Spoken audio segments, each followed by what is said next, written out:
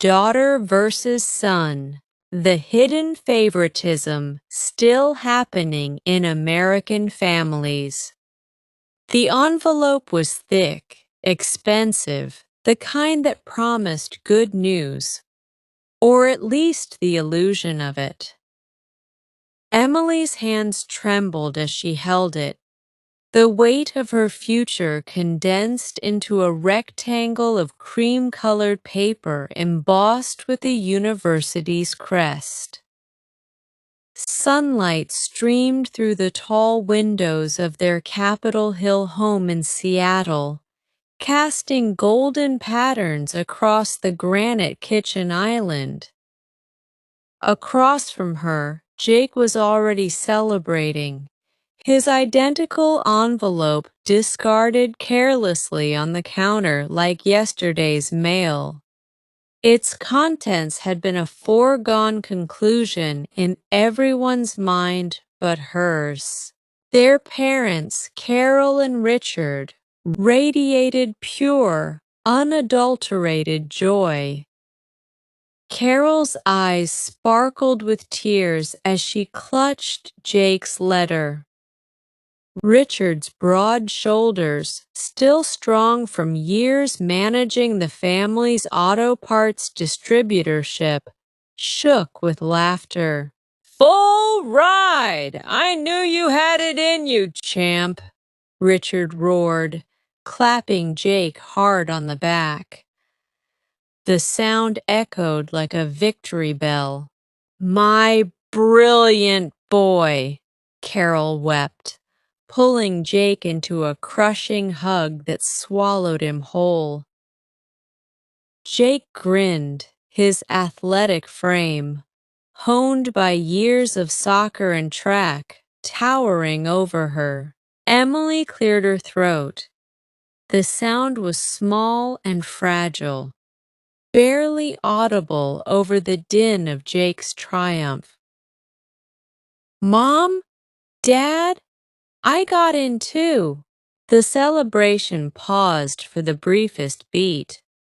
Her parents turned toward her, their smiles still fixed in place but transformed, softened, polite, the kind reserved for a neighbor's mildly impressive garden or a distant relative's new job. "Oh, honey, that's wonderful," Carol said, stepping over to deliver a brief, one-armed squeeze. Her perfume, floral and familiar, lingered for only a second before she returned to Jake. Richard nodded absently, his gaze already drifting back to his son. "Of course she did. She's a hard worker. But Jake, a full athletic scholarship, that's the game changer. This opens every door, son. Every single one." The air left Emily's lungs in a silent rush. Hard worker. Game changer. The words hung in the sunny Seattle kitchen like smoke after a fire, exposing the hidden fault line that had always run beneath their family's foundation. She forced a smile, the envelope crinkling in her tightening grip, and wondered, not for the first time, why her acceptance felt like an afterthought in her own home. Welcome. Welcome to a story that isn't just Emily's. It unfolds quietly in suburban split levels and bustling urban apartments across America every single day. A modern tragedy scripted not in grand betrayals, but in microaggressions, missed opportunities, and the soft tyranny of low expectations. It's about hidden favoritism that cloaks itself in practicality, tradition, and the comforting lie of different but equal. It's the tale of a daughter and a son raised under the same roof, breathing the same air, yet inhabiting entirely different worlds. Emily was the reliable one, Jake was the star, and everyone, including Emily for far too long, had accepted that as the natural order of things. Emotion and suspense. The bias hadn't begun with those college envelopes. It had been woven into the fabric of their childhood like an invisible thread, subtle, persistent, only noticeable in retrospect when Emily began pulling at the loose ends. At age 12, Jake had begged for a top-tier gaming PC for his birthday. The family debated it for a full week around the dinner table. "It's an investment," Richard had argued passionately, gesturing with his fork. "He'll learn coding, problem-solving, strategic thinking. That's the future right there." The $2,000 machine arrived 2 days later, wrapped in shiny paper and a massive bow. Jake spent that summer immersed in it, building virtual worlds and tinkering with mods while his father sat beside him late into the night, offering encouragement and the occasional technical tip he'd picked up from suppliers. At 13, Emily made the varsity debate team. She needed a reliable laptop for research, speechwriting, and presentation software. Her request was met with a gentle sigh from her mother. "Your school Chromebook should be more than fine, sweetie. We have to be sensible with money right now. Maybe next year when things settle down." Sensible. That word became Emily's shadow. Her ambitions were to be managed sensibly. Jake's ambitions were to be invested in lavishly. The suspense built not through explosive fights, but through a slow, chilling accumulation of small realizations. It was in the way Jake was encouraged to network during his paid summer internship at a prominent Seattle tech firm. Richard even took a day off work to drive him to a networking mixer and introduce him to old contacts. Meanwhile, Emily, who volunteered every weekend at the local food bank and tutored underprivileged kids, was praised effusively for being such a big help babysitting the neighbors' children. "You're so good with them," Carol would say warmly. "That's a real gift." It was in Richard casually mentioning the family legacy of the auto parts business to Jake over steak dinners, talking expansion plans, supplier relationships, and future leadership roles, while asking Emily, as she cleared the table, if she'd ever thought about teaching. "A stable career," he'd say, patting her shoulder. "Summer's off for when you have a family of your own. You'd be wonderful at it." Emily's dreams of law school, of advocacy, of standing in courtrooms fighting for justice, were never part of those conversations. They existed in the margins of her notebooks and the quiet hours she spent studying after everyone else had gone to bed.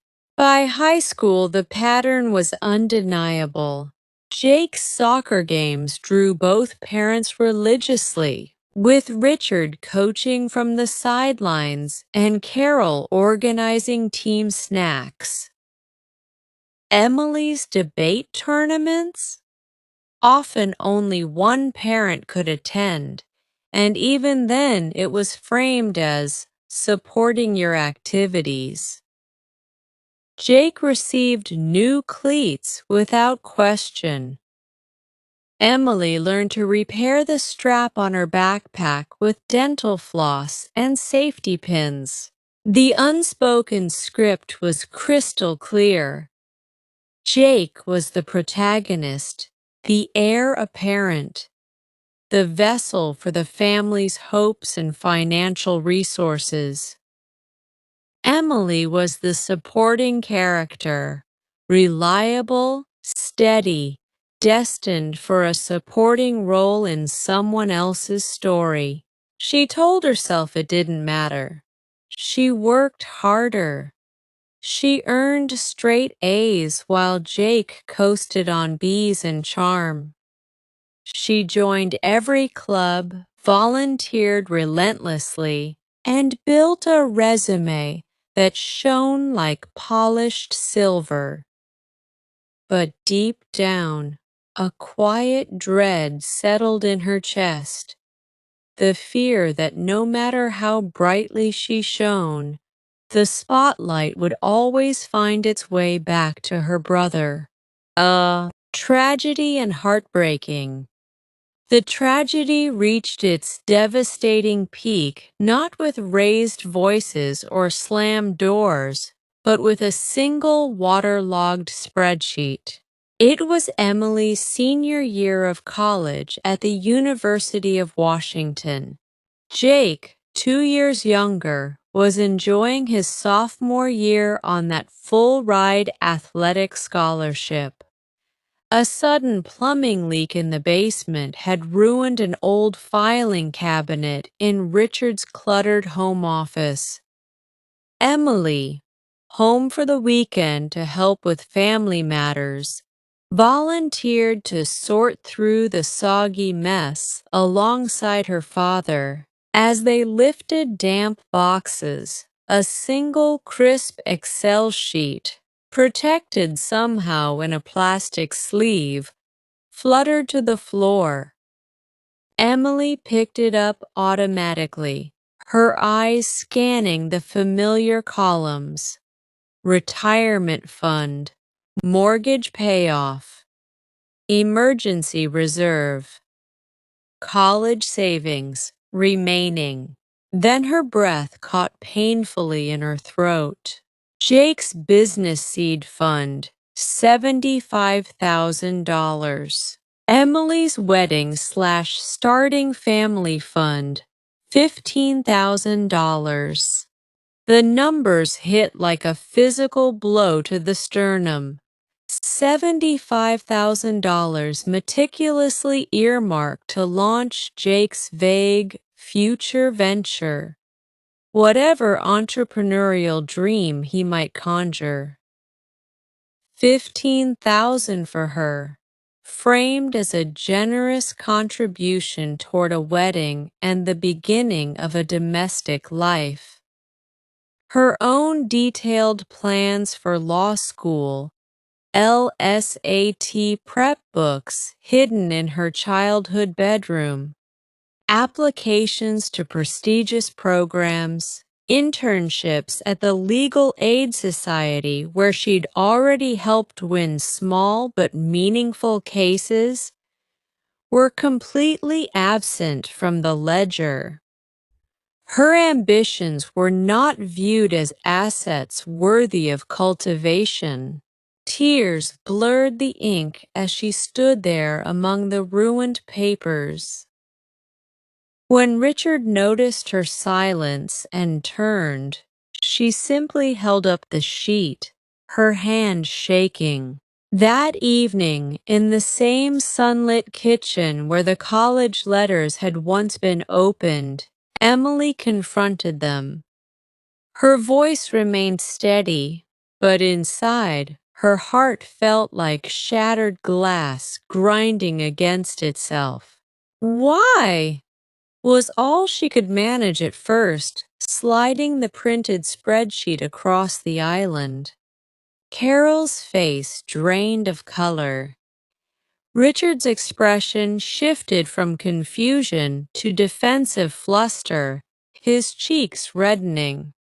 "Emily, sweetheart, it's not what you think," he began, running a hand through his thinning hair. "We're just being practical. Jake has real entrepreneurial spirit. He needs a proper launch pad and a wedding. That's a big, wonderful, expensive milestone. We want to help you start that next chapter happily." "Help who?" Emily's whisper cut through the room like a blade. The heartbreaking truth settled deep into her bones, cold and final. "Help him become. Help me. Become a bride.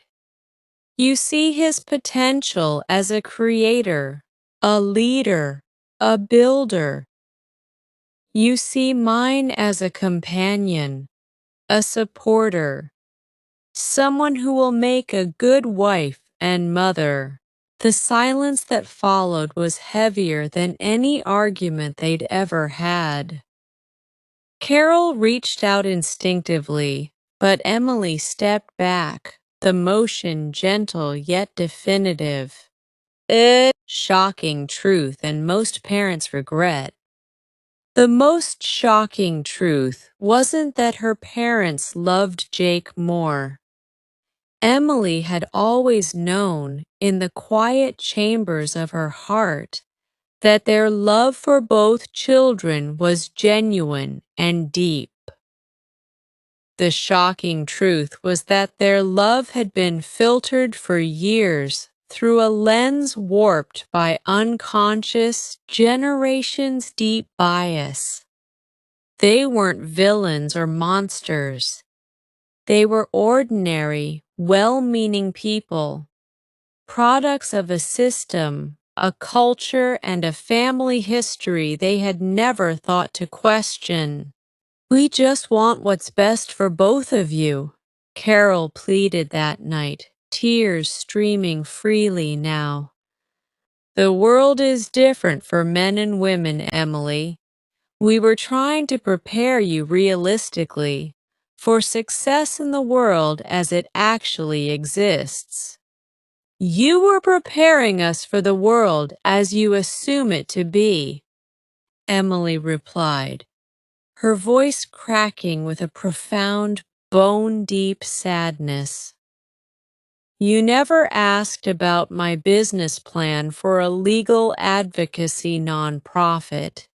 You never imagined I could have one, because in your minds, those dreams belong to Jake. My role was to cheer him on and build a stable home." The regret that flooded her parents' eyes in that moment was instant, raw, and devastating. The kind of most parents' regret awakening that arrives far too late for some families. Richard sank onto a stool, staring at the spreadsheet as if seeing it for the first time. Carol covered her mouth, the weight of years of casual comments and unequal investments crashing down on her. They saw, perhaps truly for the first time, the canyon they had carved between their children. They saw the confident, expectant son they had raised to conquer the world, and the resilient but deeply wounded daughter who had been quietly laying the stones for his throne while neglecting her own path. Over the following weeks, difficult conversations stretched late into the night. Richard admitted that his own father had poured everything into him while treating his sisters as future homemakers. Carol confessed that she had internalized similar patterns from her mother, believing she was being protective of Emily by steering her towards safer choices. They apologized repeatedly, awkwardly, but the damage had roots too deep to be pulled out in a single season. Grammar correction and deeper resolution. In the end, Emily did not begin law school that fall as originally planned. The emotional toll had shaken her confidence, and the financial reality, without the family support she'd quietly hoped for, forced a recalibration. She took a paralegal position at a respected firm in downtown Seattle, working long hours by day and studying relentlessly by night. She applied for every scholarship, grant, and fellowship she could find. Opportunities her parents had never even known existed because they had never helped her look. She built her own launch pad, brick by gritty brick. Late nights in coffee shops drafting legal briefs. Weekends spent networking with women's advocacy groups. Rejections that stung but no longer surprised her. Over 3 years, she clawed her way into a top-tier law program on a near-full scholarship, graduating with honors and landing a position at a firm specializing in civil rights and gender equity cases. Her relationship with her parents evolved into something new and fragile. Awkward apologies, deliberate course corrections, family therapy sessions, and a love that was finally learning to see her clearly. Richard began attending her moot court practices. Carol proudly framed her first major court victory article. They tried, imperfectly but earnestly. Jake's story took a different turn. The weight of unearned advantage eventually became a burden. The full-ride scholarship athlete struggled with injuries and waning motivation, flaming out by his junior year. The $75,000 seed fund sat mostly untouched for years, a monument to expectations that felt increasingly hollow. He bounced between jobs, grappling with the realization that the pedestal had left him unprepared for real failure and directionless when the automatic applause stopped. In time, he found his own path, humbly, through trial and error, but not before confronting his parents about the pressure he too had carried. The grammar of their family story underwent a severe correction. The subjects and objects of their ambitions had to be reevaluated. The tense shifted dramatically from the conditional, "what if she tries," to the active, declarative, "this is what she will achieve." Passive voice gave way to agency. Supporting roles were rewritten as lead characters. Years later, at a family gathering in that same kitchen, now remodeled but still filled with sunlight, Emily watched her parents interact with her own daughter and Jake's son. The patterns were being consciously broken. Richard asked her little girl what she wanted to build when she grew up. Carol listened intently to Jake's son talk about his interest in teaching. The fault line had not disappeared entirely. Scars remained. But the family was learning to build bridges across it. Good luck. This story is set in Seattle, with characters named Carol, Richard, Emily and Jake. It is a work of fiction, yet its emotional truth echoes in countless homes, from quiet suburbs to vibrant cities, where love coexists with unexamined assumptions.